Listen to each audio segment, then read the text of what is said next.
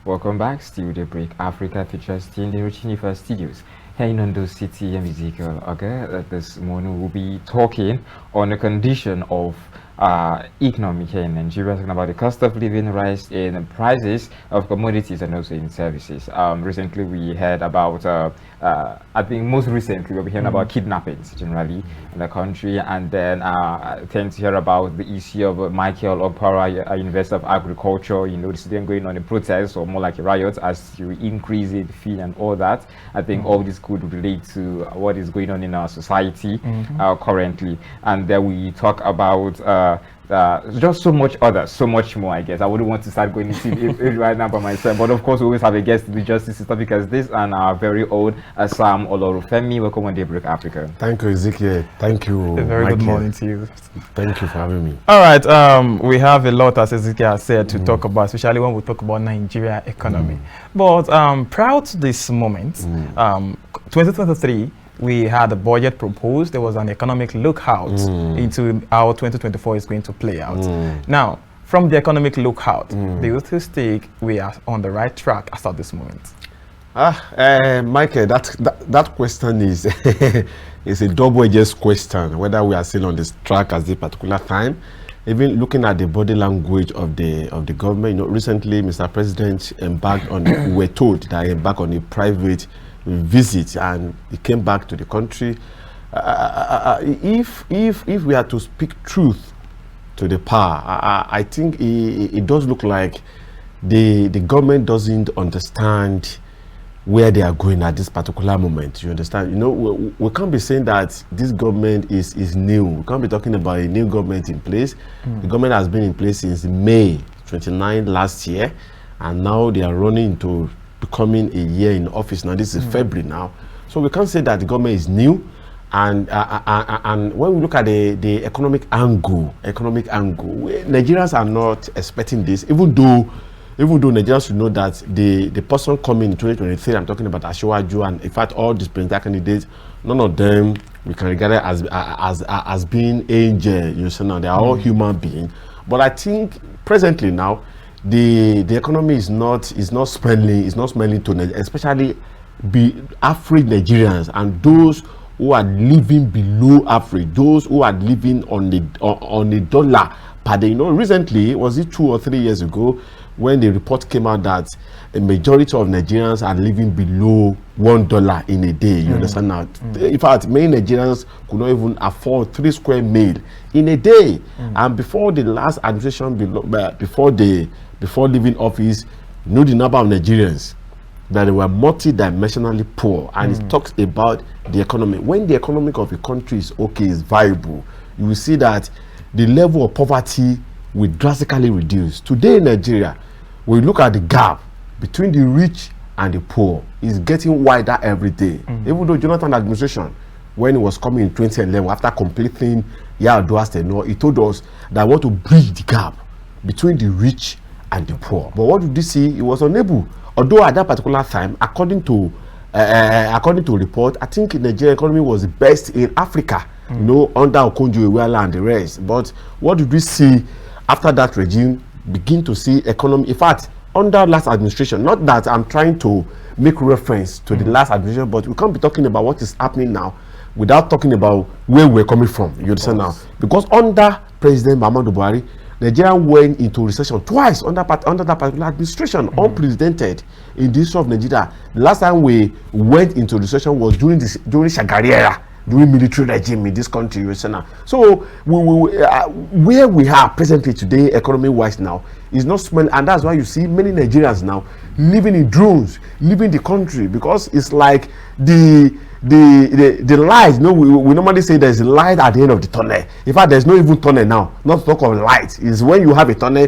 you'll be talking about the light at the end of the tunnel. Look at how Nigerians now are wallowing in abject poverty. Look at the exclusive pain now in this country because of the economic hardship in Nigeria. Recently we heard about Mina in Niger State, Kano again, where people took to streets, protest because of scarcity and so on and so forth. And don't forget that this administration, when they came aboard last year May, they rolled out what we call an intervention plan on the issue of food security. Then I think I got a hold of that particular thing where Mr. President and his team rolled out some intervention just to use to ameliorate the effect of fuel subsidy that paving just way for the food scarcity in Nigeria. And when you look at that particular implementation, it was around about 12 or 15 that this administration under President Bola Ahmed Tinubu rolled out that, okay, this particular we're going to use this to mitigate the effect of food scarcity in Nigeria. I keep saying it, when you have problem with the EU upon price, where you will have the effect happens to be EU of transportation. And when you have hike in transportation system, automatically it will affect the food prices in the market. There's what we call the inflation. There's what we call food inflation. This, as at December last year, according to National Bureau of Statistics, our inflation stood at 28.90%. December last year. Where are we now, Ezekiel and Michael? 28.90% inflation. What about food inflation? Food inflation around now 33.3%. So that's why you see that when you go to markets today, what you will buy maybe at the rate of 5,000 naira, by the time you go to the market tomorrow, you can't meet it at the rate of 5,000 naira. At the rate of maybe 5,500, there's no stability in market. And where you have a market structure, and there's nothing like stability in market prices, there's bound to be problem. And that's why people are calling government that, can government come and regulate price for us?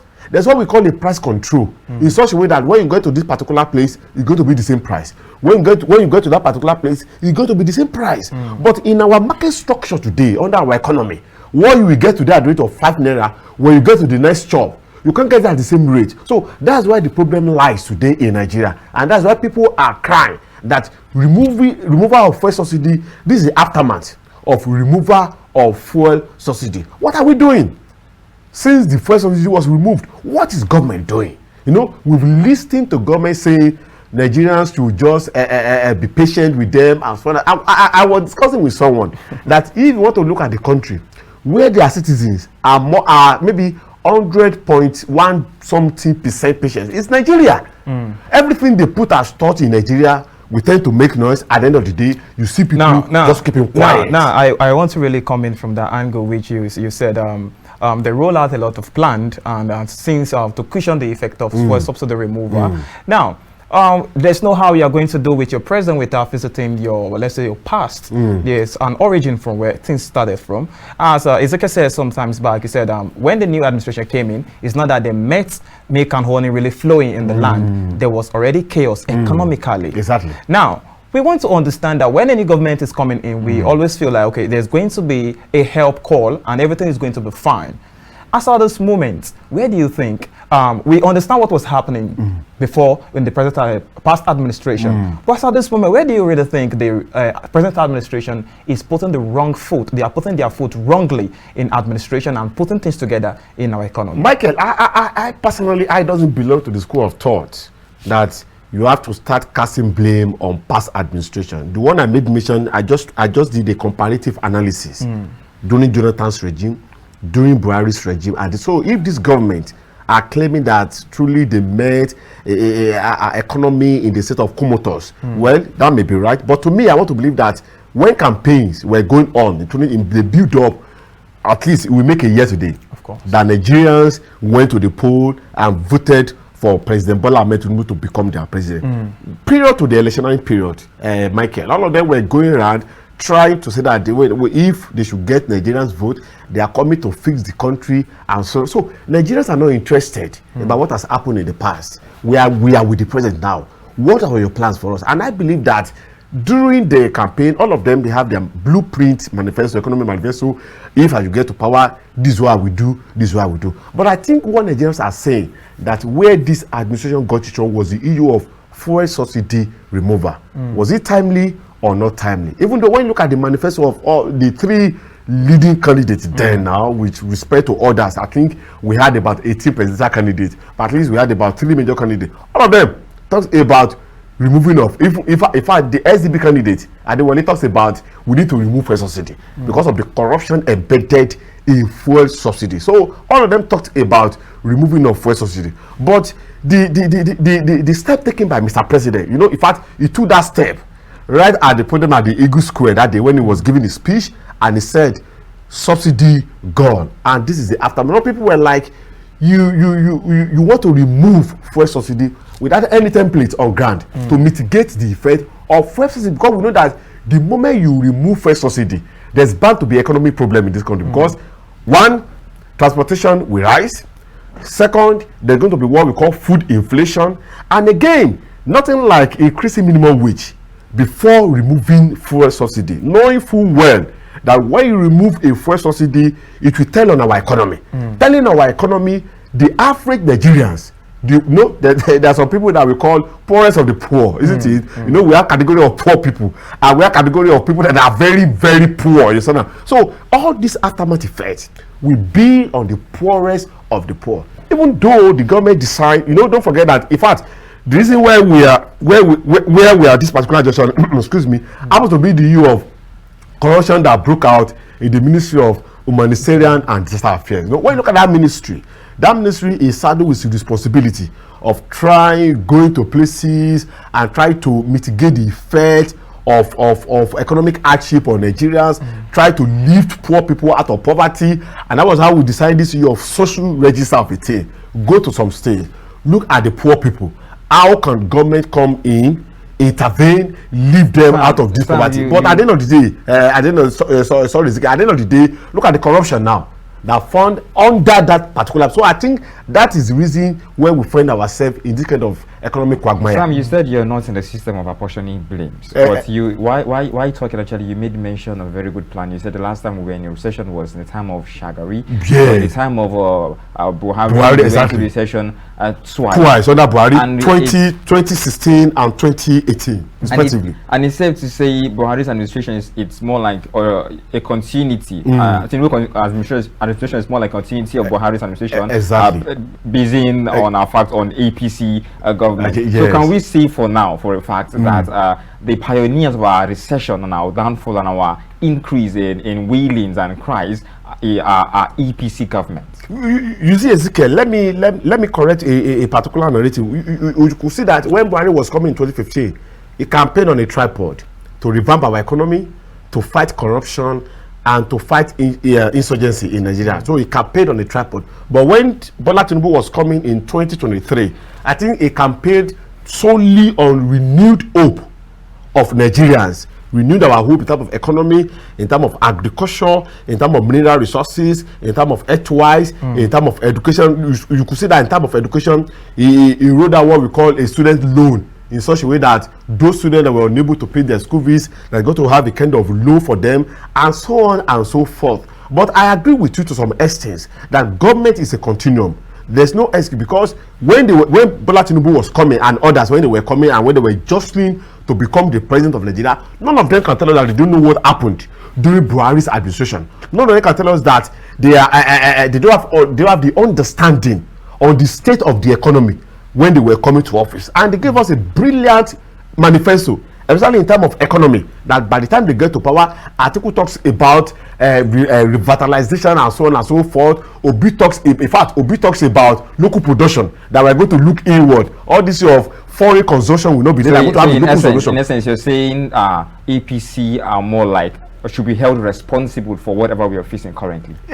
You see, as a leader, whether we like it or not, as a leader, we have to apportion the blame to the Mr. President, because he's the president of the nation. We can't say that what we are facing now, we can't say that it was the SDP candidate, Ademola Adebayo, responsible for what we are facing, or Peter Obi or Atiku Abubakar. See, the moment you have the mandate or the mantle of a leadership, Ezekiel, whatever that is going on, all the push, everything will be on your shoulder. Don't forget what happened recently in Ekiti, where we had the issue of two traditional rulers that were killed, school students that were kidnapped. The blame was on the governor of the Ekiti state. Now, so to me, Ezekiel, now, what Nigerians are saying is that Mr. President should be the one that they will apportion the blame on, because he's the president of the Federal Republic of Nigeria. Whether he too will cast the blame on the previous administration, that one is left on his table. But Nigerians are not interested. When they say that we are holding you responsible as our president, Nigerians are not interested for that particular leader to keep making reference to the past administration. You know all this. when you were campaigning, I want to become president of Nigeria. You knew all this. Not all this. None of them are in darkness to you as a president when you were, maybe as a presidential candidate when you were coming on board. And in taking the mantle of leadership, I could remember when I was reading through the speech of Mr. President at the Eagle Square inauguration, he made mention of revamping the economy. In fact, he talks about making the environment viable and attractive for foreign investors. Don't forget that after assuming office, he was moving around the country. He went to Dubai, United so places to woo foreign investors to Nigeria. You see now. But what Nigerians are saying is that, what are you doing? Like I used to say, yesterday I was live on a radio station in Adokiti, and I was like, all those things that Mr. President I marked that he want to do by the time he becomes the president, how far has he gone with it? He's now with the ministers. What are the ministers doing, Ezekiel?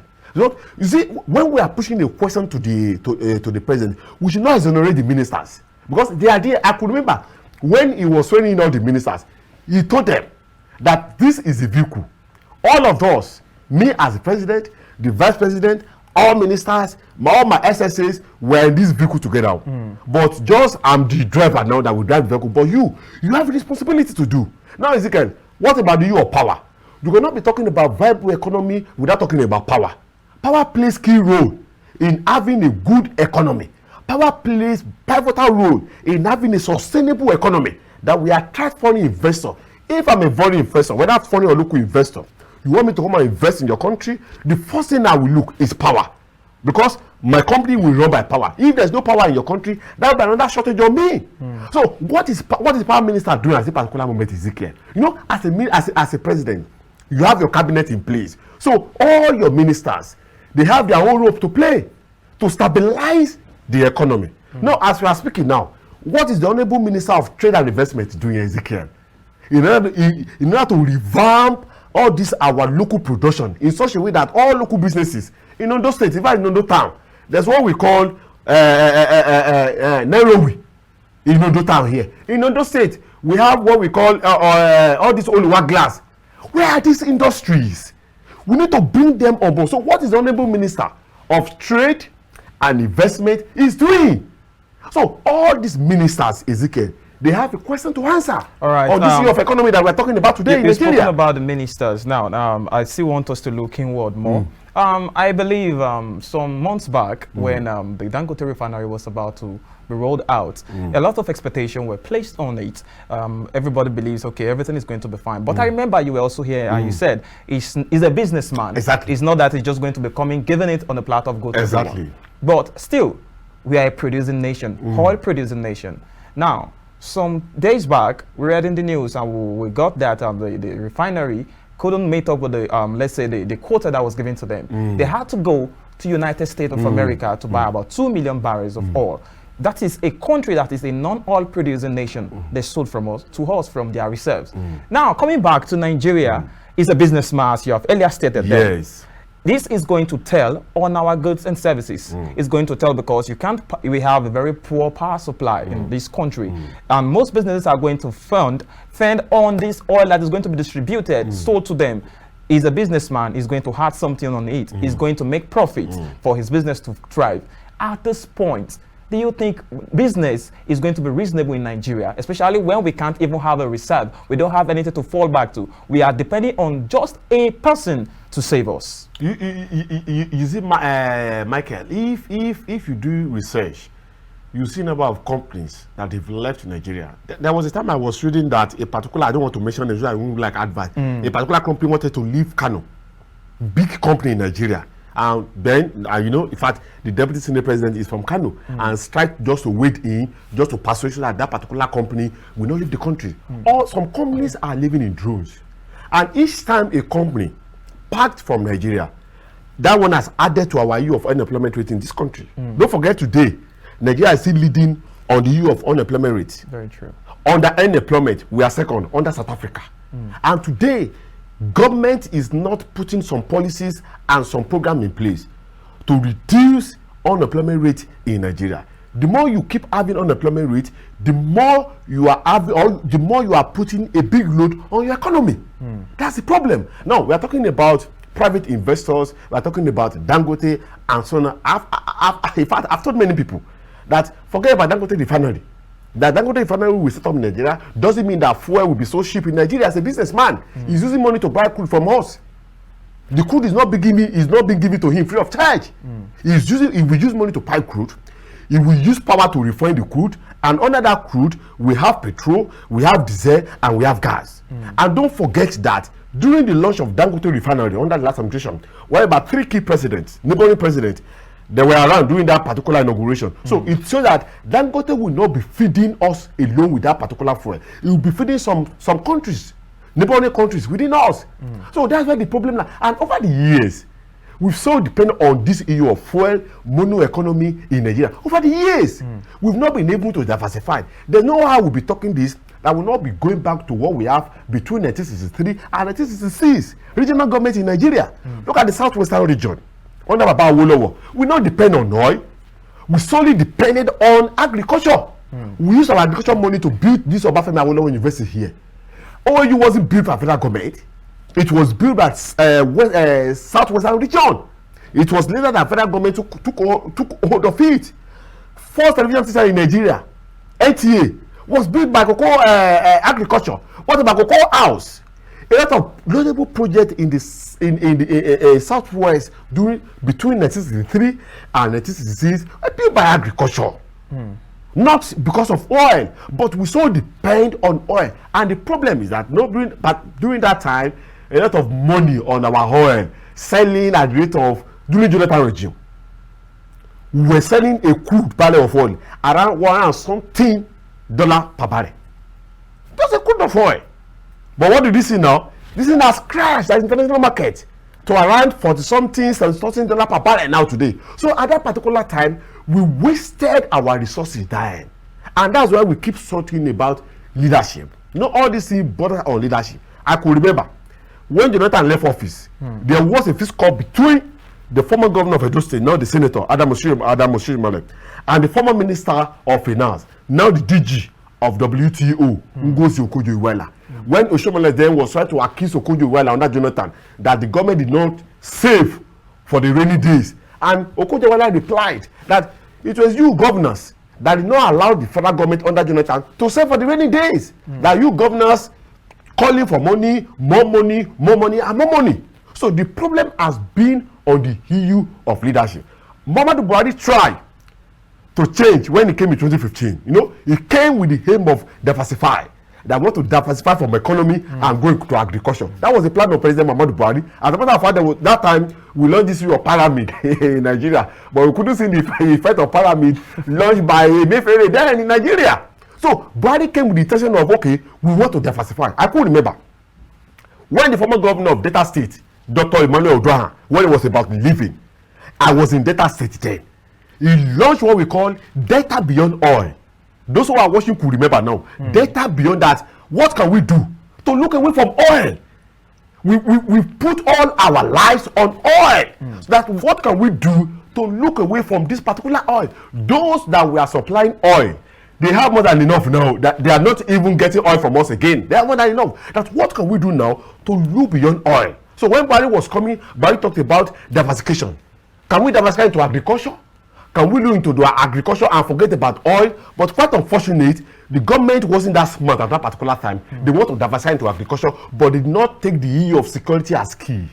Because when you look at under President Muhammadu Buhari, in fact, Benue State was issue of farmer clashes. That was what made Governor Otom to defect from APC to PDP. People were being killed every blessed day. What about Taraba State? Mabila Power Plant, people were being killed. From then, they moved to the northeast of the country, Boko Haram. From northeast, they go to the northwest of the country, Kaduna, Katsina, Kano, Zamfara, KB, and so on and so forth, banditry. So farmers were unable to go to farm there to farm. So that was how the issue of diversification under Buhari from oil to agriculture collapsed 100%. That were unable to diversify. So the problem we have is that from the past, our leaders doesn't have that particular dream that we must diversify. We can't continue to live our life on agriculture. And that's what the present administration is doing now. When you look at the current administration, you know, they try to look into our mineral resources. How can we tap into our mineral resources and forget about oil? We have gold. We have a lot of things that we can mine, export, use the money, and do a lot of things in Nigeria. So the problem of Nigeria over the years has been the use of mono economy that we used to practice. Everything is on oil. Everything is on oil. And we can't sustain, all this cannot be sustained for a very long time. Other countries are diversified. Malaysia came to Nigeria years ago to pick palm kernel. Not today in the whole world now. Malaysia is the large exporter of palm kernel in the whole world. So what are our leaders doing? So we need leaders that will look inward, and that is what this current administration is facing now. People are crying. People are lamenting. That's what we call a food scarcity now in Nigeria. Concerning leadership, if you still ask me, I still believe agriculture do sells a lot. Exactly. It's very profitable. Exactly. Now, if a common man on the street of Nigeria can understand how effective agriculture is, I understand the situation then when a plan was also rolled out, Operation Feed the Nation was also out. These things never saw the light of the day. We never see their effect today. We know how Nigeria has been so wonderful when it comes to agriculture, even other mineral resources, but we are not seeing them working as at this moment. Now you spoke about leadership, governance, how it's being run. We want to believe that these people in the power sector, in people in our holding the affairs of this nation, understand how vital these other mineral resources, these other agricultural sectors, how important they are to the economy of the nation. But they are not doing anything to it. You said President Muhammadu Buhari rolled out a plan to diversify into agriculture, but it was plagued by insecurity, insurgency. I want to believe insurgency and insecurity in a country, if it's lasting more than 24 hours, there are some people really having some gains from it. Don't you believe with this? And also, if you look at it, why is it that it's so hard for us at this moment to even have a clear plan of this is what we want to face? You said something sometimes ago, and you said a government should come in. Let's know if it's just two things they want to work on and focus on it, establish and bring it out profitably. But at this point, we don't even know where we are. Are we in chaos that we don't know what to do? A common man cannot feed, no power supply, insurgency, insecurity everywhere. At this point, I usually ask this question, is Nigeria a failed nation? You see, I won't say Nigeria is a failed nation, because I'm a patriotic Nigerian. I won't say Nigeria is a failed nation, but I think we have a few leaders who doesn't understand how to run this country very well. But the leaders are a product of the country. The country is a product of the leaders. But see, Michael, let me tell you, our leaders, they know the right thing to do. Most of them, they go out of the country, they see what is obtainable outside the country. But the problem is that they find it difficult to come and reciprocate the same thing they've witnessed outside the country to do the same thing in Nigeria here.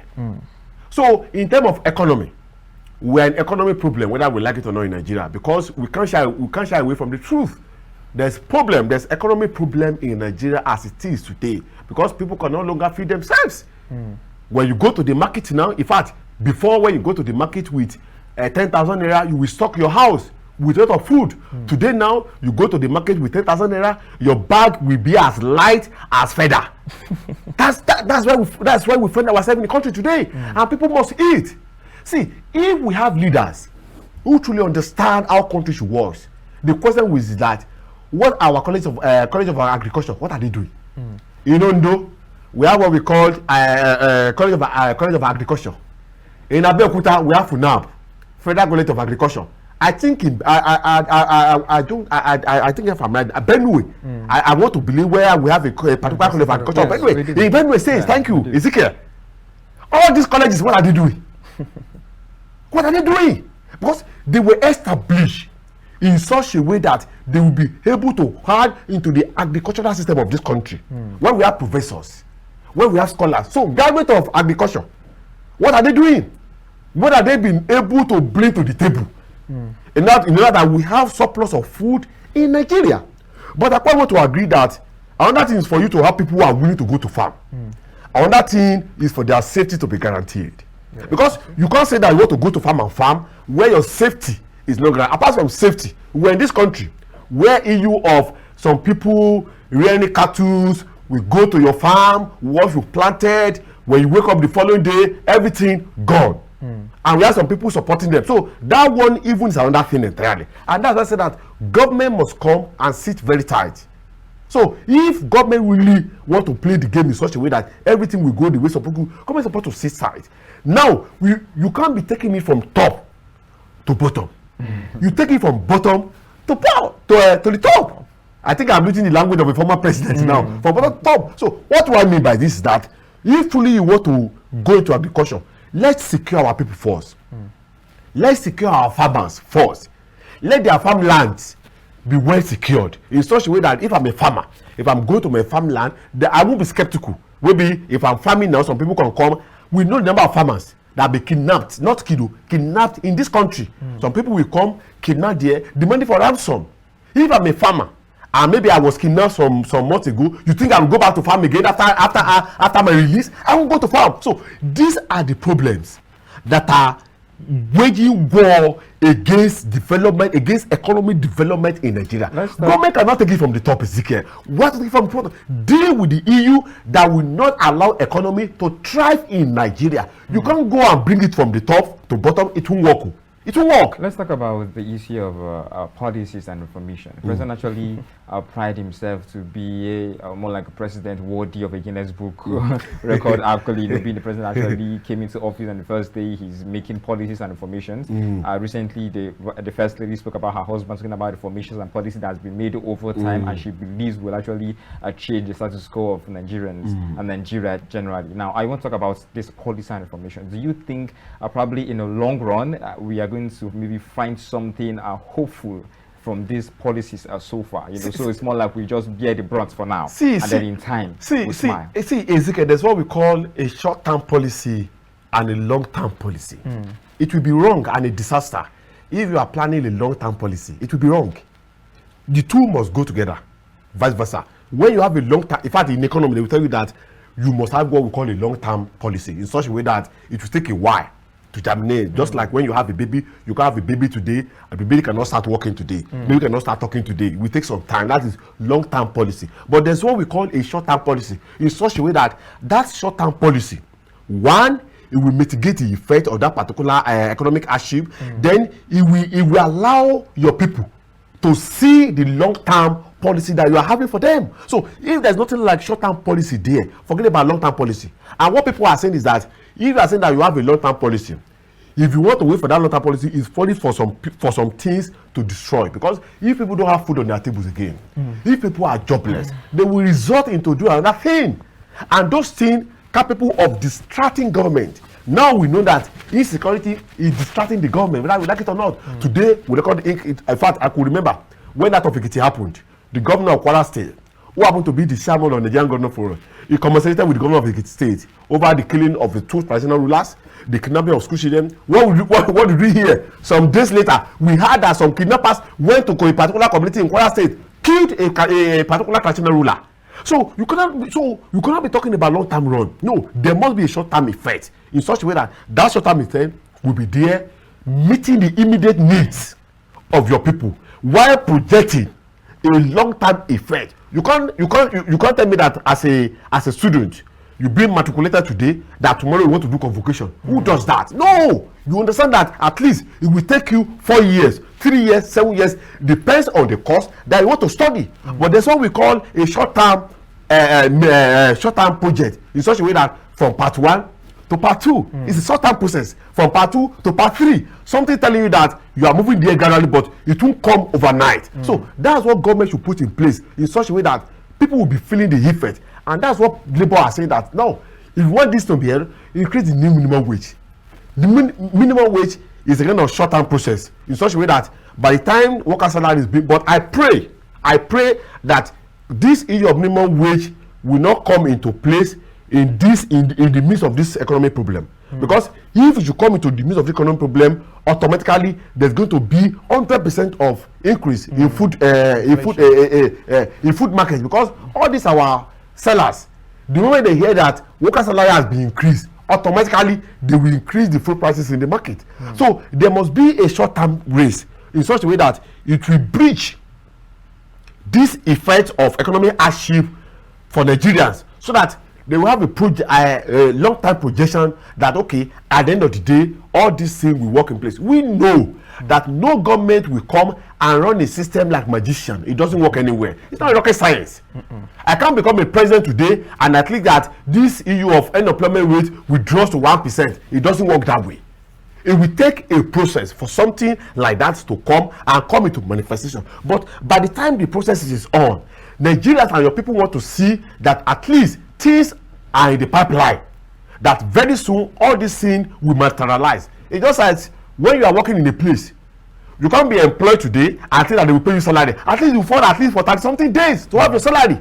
But in the process of working, there's going to be a short-time project. So I think a good and a reasonable government, let me say, a good and a reasonable government will not be projecting a long-term project. They will have what we call a short-term, because in economy the two goes together, long-term and short-term. So the short-term will keep people afloat. Whatever is happen will keep them afloat to a point that people are protesting that there's no food. So in essence, you want to say the government has no short-term projects? I'm yet to see personally, because if there is short-term process, people will not go on street, start protesting. People will not be crying there's no food. The issue of hike in food prices in market, we will have seen something that will regulate it for us. Palliative for that, they tend to issue a palliative and we don't see the effect of palliative. No, they were talking about CNG buses. How many governors can come out to boast that he has deployed CNG buses at their various states? Now, the federal government came out in let's say it was 2 days or some days back, and they said there is no food shortage in Nigeria. Now, I also try to understand the fact that there is no food shortage. Okay, people crying, clamoring on the street. Are they crying for food shortage or the buying power of those food commodities? Do we have food shortage in Nigeria at this moment? See, what a brilliant question. Food shortage, or maybe the price, the money you are having now is not enough now to purchase what we have in the market. Now, government must understand that it goes beyond. See, when people are able to buy in the market with what they have, people will not be crying of food shortage. But in the process, whether you have money, the money you have is not enough to buy whatever that will make you okay. People will be crying of food shortage in the country. So I think that's what people are saying, that forgetting about whether there is food shortage or not, people are saying that we can't go to market again to buy things the way we used to buy them. Things are so costly now in the market, and the money is not forthcoming. Only few are enjoying. Now, it's possible for government to say there's no food shortage, but what about purchasing power in the market? And that is the key factor, Michael. That is the key factor. When you don't have money to have what you want to purchase the market, it's problem. People will go out and cry. Things are skyrocketing every day in the market. Now you go to market yesterday. You will agree with me that if you really want to improve the GDP of a nation, yes, the business and everything, we are supposed to diversify. Is a thing is no brainer. We just we know we have to go there. Yes. Now you said something beginning of our discussion. You said there's there's a light at the end of the tunnel. Yes. Well, at this moment you are not even seeing a tunnel. There's no tunnel. Now, if we are going to look into that diversification of agriculture, small scale business, utilization of other mineral resources. These are very three important factors, let's say sectors that we need to look into. If we are going to look into these things, how do you expect the government to go there, especially for a nation that is borrowing? We don't have anything. We are more of a consuming nation. We are not producing. And that's where the problem lies. During my discussion, I made mention of the Honorable Minister of Trade and Investment. What is his ministry doing? Can we see the program of his ministry to revamp our local production? We must start producing locally. We can't depend everything outside the country, because what naira to dollar is saying now, as a result of our life dependent on the foreign goods. Can we start producing locally? What about our local manufacturing companies? How well are they doing? Like I said, Taraba State alone can produce the rice that we Nigerians will eat. In whole Taraba State, we produce the rice that we eat. Taraba and Kebbi State, we produce. Benue State, food basket of the nation. What are they giving us? Are the food basket of the nation? That's where the problem. So we must wake up. The ministries, each ministry must wake up to their responsibility. Now, it is within the Ministry of Trade and Investment. All Nigerians, the entrepreneur, what are we doing in order to support them so that we can boost our local production? Go to Aba, what those guys there, what they need is support from the government. They roll out brilliant things that we can be making use of this country. What about person that is producing car in Nigeria? I don't want to mention names. That is telling you that come and patronize us.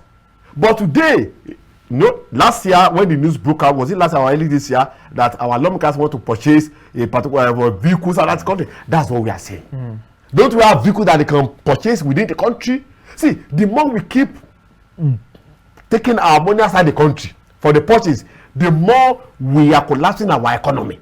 Let's start producing something. Let's start taking things locally in Nigeria. So we are not taking things locally in Nigeria. Everything outside the country. Everything outside the country. So unless we look inward, unless we restart all these our local companies in Nigeria, get them registered in Nigeria, get them on board, let them work in Nigeria, so that we can start producing and purchasing things locally, not outside the country. The more we keep purchasing outside the country, the more we are loading our economy, and the more the economy is collapsed. So we need all our local factories in Nigeria. We have a lot of factories in this country locally that they can produce what we need and they will meet our demand. What is government doing? And all these people, in fact, like I said, they need power, they need security, and they need support from the government. So if all these three things are not there for them, what do you expect? We expect all this local production to collapse, and we keep depending on the foreign production again. So until we look inward, all this economic problem will still remain there with us. But we need government that, because we need government that will look inward. So prioritize what we have within, reboot our local production. Let's start consuming what we are producing locally. China did this some years back, that all what we are consuming must be local. And China is there today, is leading. In fact, there was a time the money under Rotimi Amaechi, the former minister of transport, the money we used to complete Abuja Kaduna project, that money was borrowed from China. The money used to facilitate Lagos Ibadan, the money was borrowed from China. So why can't we learn a lesson from China? All right. Why can't we start looking inward? We are really out of time. I know we still have a lot. You still do have a lot to say, especially when it comes to Nigeria economy, politically and everything. But now, since we're out of time, in just a minute, you know, we are a country that we're filled with hope. We always believe that things are going to get better. Yes. So as a Nigerian, as a patriotic Nigeria, your word of hope in just 1 minute to Nigerian citizens looking into this whole situation, also watching this program. Well, Michael, I think we should be optimistic. We should be optimistic that very soon things will be all right. But I think I need to call on government that Nigerians are lamenting. Nigerians are passing through pains, and government must come quickly to our rescue. Enough of we are passing through what we are passing. Leader, I don't want to say, I don't see that leaders are passing through what ordinary Nigerians are passing through. We need a government that will highly responsive and proactive. Thank you very much for coming on the program.